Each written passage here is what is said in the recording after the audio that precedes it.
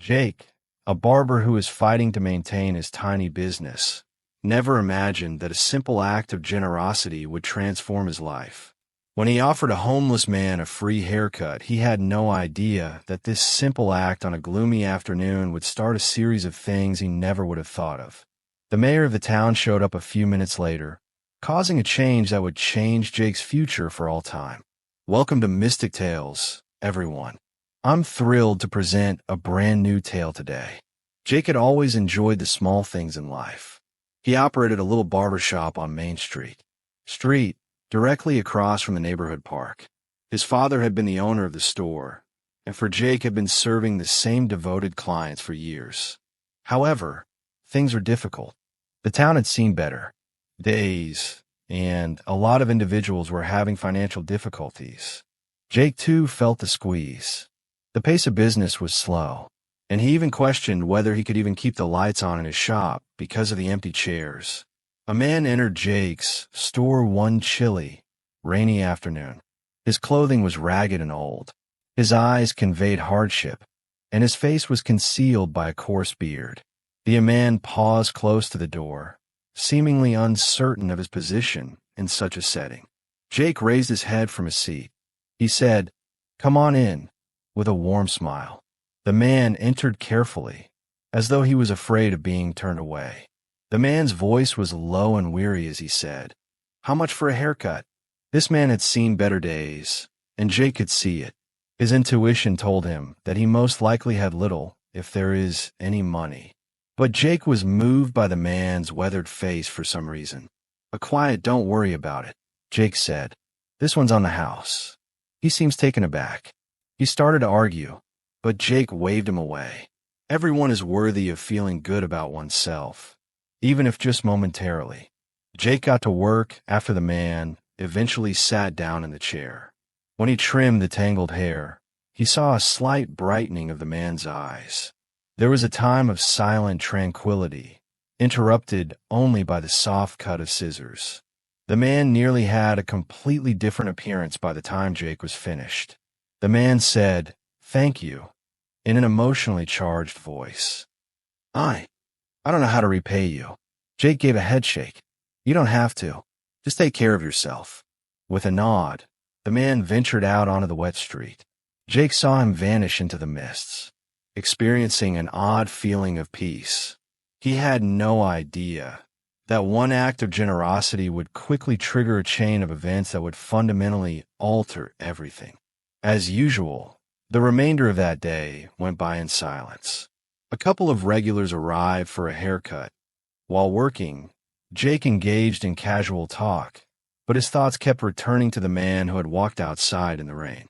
Something about him intrigued Jake and caused him to question his explanation. His difficulties. The thought persisted in the back of his mind despite his best efforts to ignore it. As the day came to an end, Jake organized the store and got ready for it to shut down for the evening. He was about to change the sign to closed when a black automobile arrived outside. To Jake's surprise, the mayor emerged as the door opened. The town was familiar with Mayor Thompson. He was constantly occupied, seldom observed outside of significant gatherings or occasions. The observation of it was rather unexpected that he entered Jake's modest store. "Good evening," the mayor remarked as he entered the room, grinning courteously. Jake gathered himself immediately. "Good evening, Mayor Thompson. What can I do for you?" The mayor scanned the tiny store, focusing on the vacant seats and the vintage pictures that adorned the walls. "I got a call from someone that a man in need of some kindness was assisted by you today." Jake was surprised. How did the mayor already know about that? Only a few hours had passed after the encounter. He hadn't even mentioned anything. Anybody. I just gave him a haircut. It was nothing, really." Although he nodded, the mayor's eyes were attentive. On occasion, even the tiniest actions can make a significant difference. "That man you assisted. People usually ignore him, but you didn't. He's been homeless for a while." Jake moved, a little uncomfortable under the mayor's notice. It was just the right thing to do. The mayor grinned, seemingly pleased with Jake's answer. You know, we need more individuals in this community who are prepared to lend a hand to others, even in the absence of compensation. Jake was at a loss for words. He had no desire for admiration or recognition. He had just acted on his intuition. He finally answered, "I'm just trying to do my part." The mayor gave another nod, his face attentive. "All right.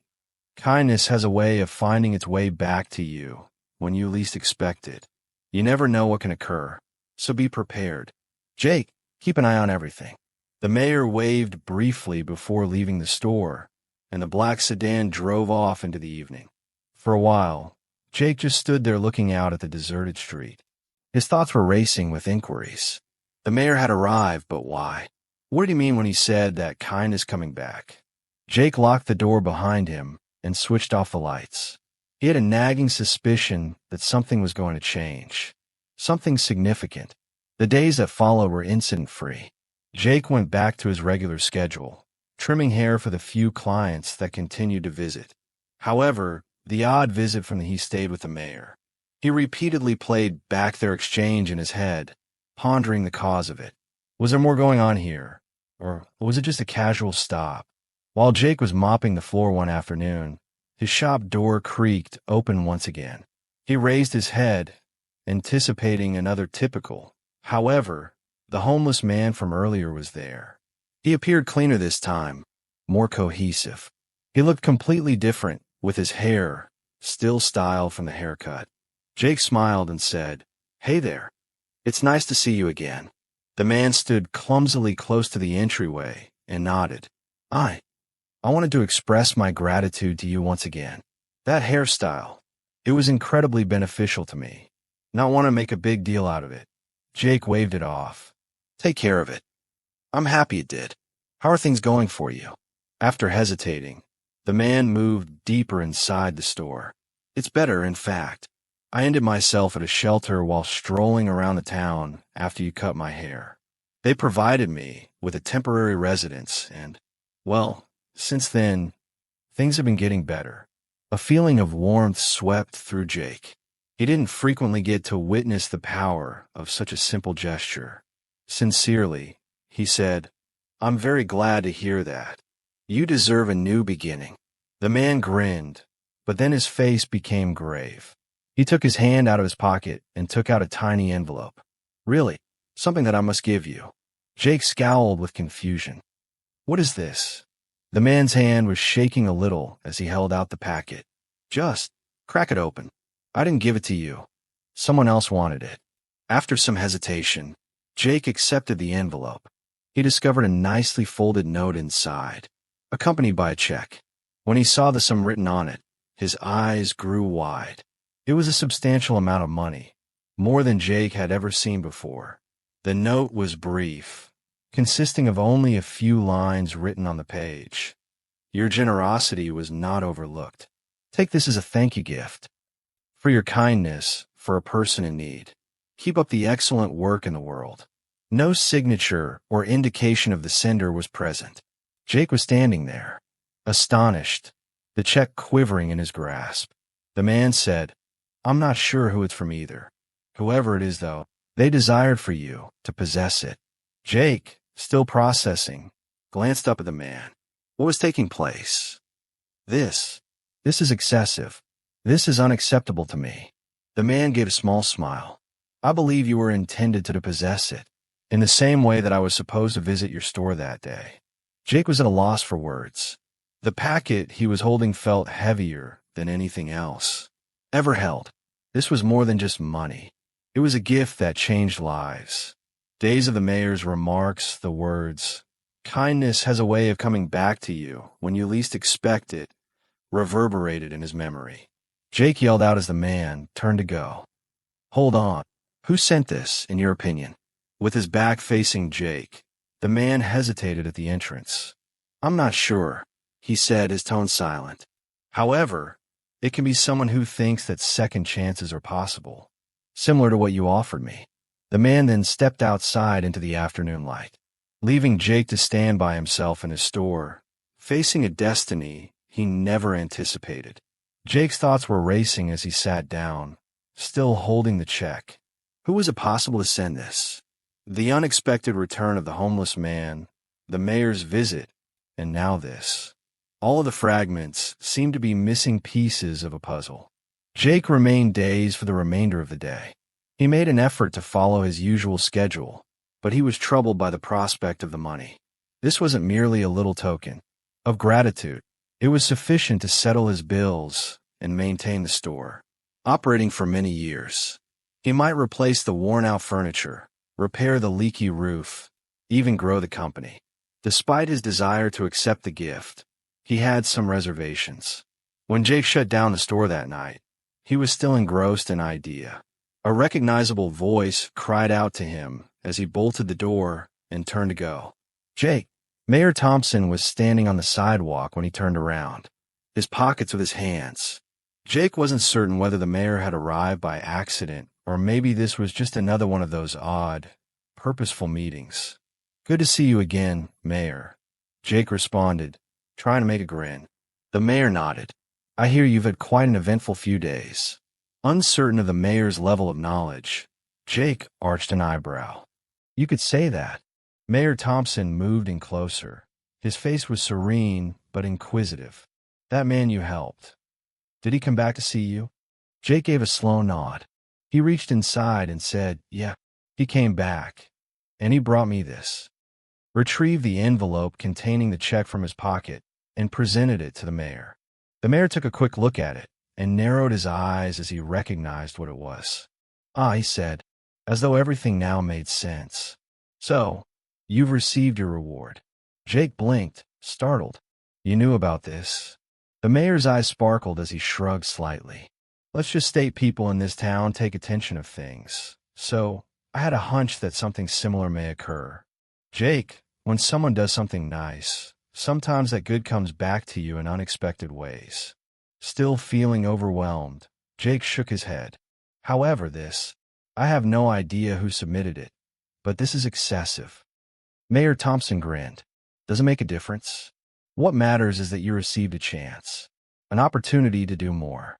You were kind to someone when you weren't must, and you now possess the resources to continue doing so. More extensively, Jake considered that. It was real. This money wasn't only used to renovate the store or purchase by. It was a chance to give back in ways he had not been able to previously and to assist others. You know, the mayor went on, more people like you would be helpful in this town. People who wish to change things and care about other people. With the weight of the check finally settling in, Jake glanced down at it once again. His thoughts. Perhaps this was more than just him. It might have been about something more significant. Looked up at the mayor, Jake inquired, what do you think I should do? The mayor gave a quiet smile. I think you already know the answer to that. Just follow your heart. Mayor Thompson then nodded to Jake before leaving into the night. The cold evening breeze rustled through the pavement as he stood there. Trees. As he watched him leave, Jake experienced a wave of clarity. This was not merely a prize. It was an obligation. Additionally, Jake was fully aware of his next course of action. Jake awoke the following morning with a fresh feeling of direction. The check which, after feeling like a burden the day before, felt like an opportunity for something larger. A means of giving back to the community that, like him, had been going through difficult times. Over the course of the following few days, Jake carefully considered his options for using the funds. His shop was no longer the only focus. He kept thinking about what the mayor had said, and chance has been presented to you to continue being good, but on a larger scale. Then Jake decided to do something about it. He would renovate the store with a portion of the funds and settle his bills, but what about the others? That would be used to assist the town's residents, individuals who just needed a little push to get back on their feet, much like the man he had assisted. Jake began by contacting the local shelter that the man had mentioned when he arrived. Back following his haircut, he promised to fund a program that would offer free jobs and haircuts. Interview preparation for shelter residents. The employees of the shelter were ecstatic, and shortly, many people who had felt abandoned by the world found hope in Jake's little barbershop. Word got around fast. Individuals who had never visited Jake's store before began passing by, not only for haircuts, but also to help him with his serving the community. Additionally, Jake was able to recruit an assistant thanks to the additional revenue, someone from the shelter who had spent months trying to find employment. As the mayor had stated, there were repercussions.